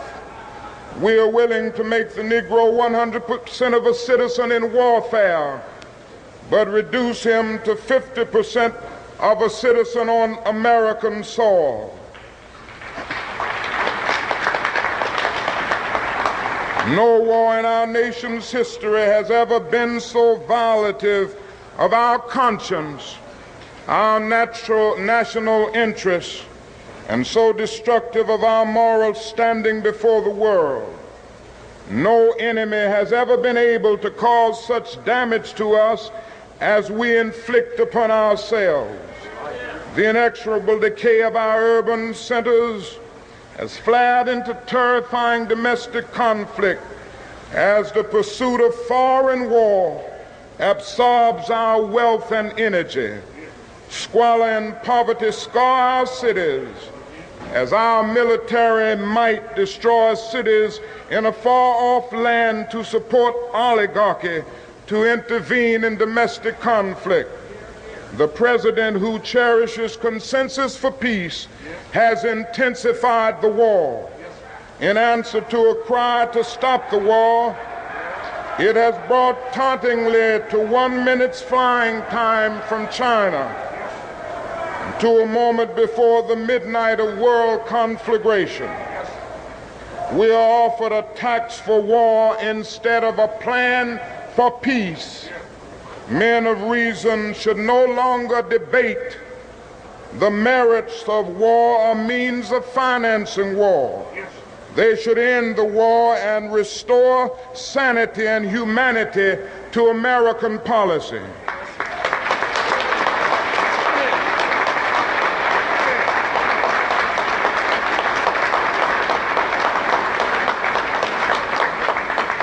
And if the will of the people continues to be unheeded, all men of goodwill must create a situation in which the 1967-68 elections are made a referendum on the war. The American people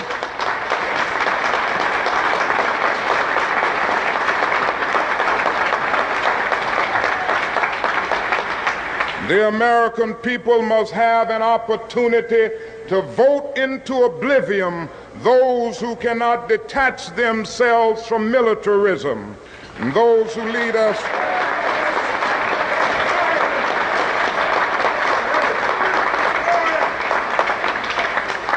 and so we are here because we believe, we hope, we pray that something new might emerge in the political life of this nation, which will produce a new man, new structures and institutions, and a new life for mankind. I am convinced that this new life will not emerge until our nation undergoes a radical revolution of values.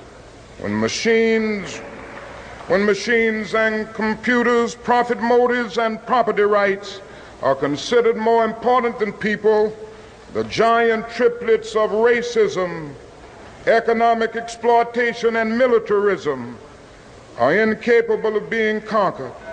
A civilization can flounder as readily in the face of moral bankruptcy as it can through financial bankruptcy. A true revolution of values will soon cause us to question the fairness and justice of many of our past and present policies. We are called to play the Good Samaritans on life's roadside, but that will only be an initial act. One day the whole Jericho road must be transformed so that men and women will not be beaten and robbed as they make their journey through life. True compassion is more than flinging a coin to a beggar.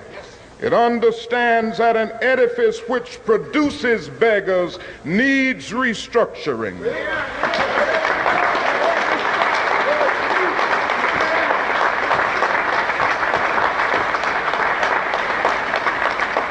A true revolution of values will soon look uneasily on the glaring contrast of poverty and wealth.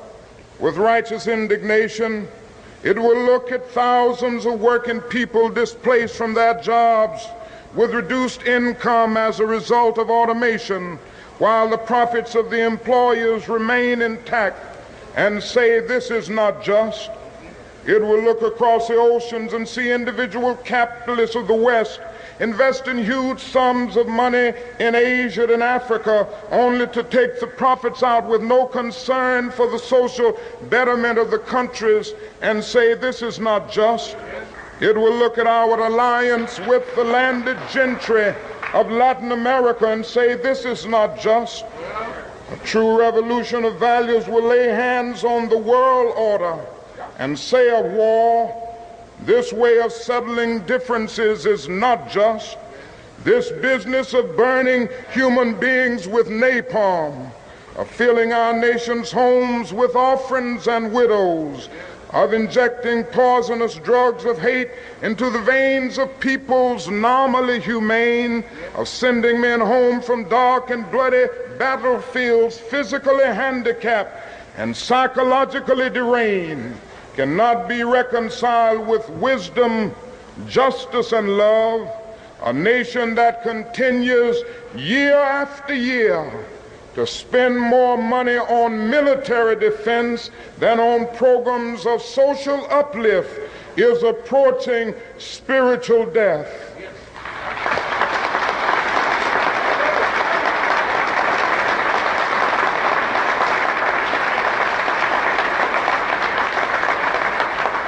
So what we must all see is that these are revolutionary times. All over the globe, men are revolting against old systems of exploitation, and out of the wounds of a frail world, new systems of justice and equality are being born. The shirtless and barefoot people of the earth are rising up as never before. The people who sat in darkness have seen a great light. We in the West must support these revolutions. It is a sad fact that because of comfort, complacency, a morbid fear of communism, and our proneness to adjust to injustice, the Western nations that initiated so much of the revolutionary spirit of the modern world have now become the arch anti-revolutionaries. This has driven many to feel that only Marxism has the revolutionary spirit. Communism is a judgment.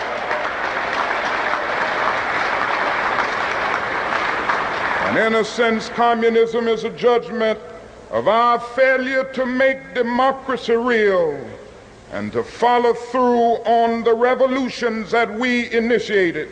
Our only hope today lies in our ability to recapture the revolutionary spirit and go out into a sometimes hostile world, declaring eternal opposition to poverty, racism, and militarism. With this powerful commitment, we shall boldly challenge the status quo and unjust mores, and thereby speed the day when every valley shall be exalted, and every mountain and hill shall be made low, and the crooked places shall be made straight, and the rough places plain. May I say in conclusion that that is a need now more than ever before for men and women in our nation to be creatively maladjusted. As Mr. Davis said,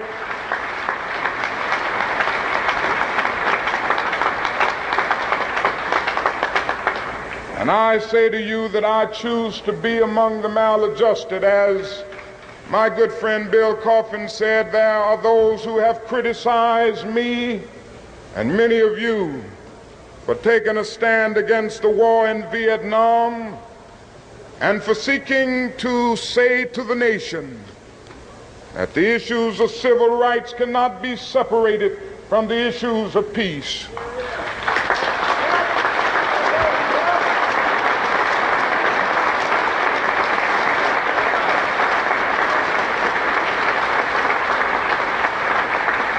I want to say to you tonight that I intend to keep these issues mixed because they are mixed.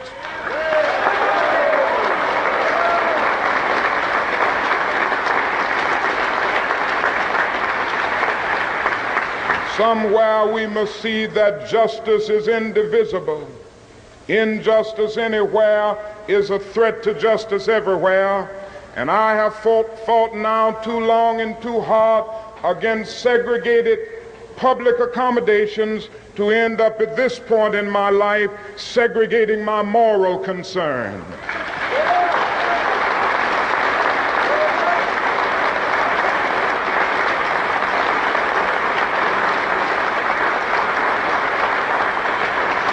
And so let us stand in this convention knowing that on some positions, cowardice asks the question, is it safe? Expediency asks the question, is it politic? Vanity asks the question, is it popular? But conscience asks the question, is it right? And on some positions,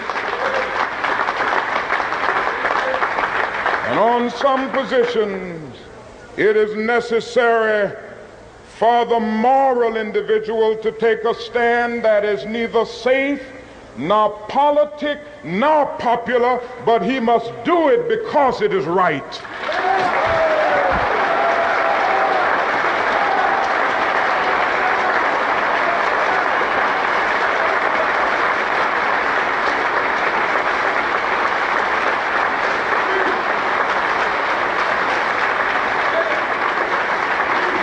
And we say to our nation tonight, we say to our government, we even say to our FBI, we will not be harassed. We will not make a butchery of our conscience. We will not be intimidated, and we will be heard.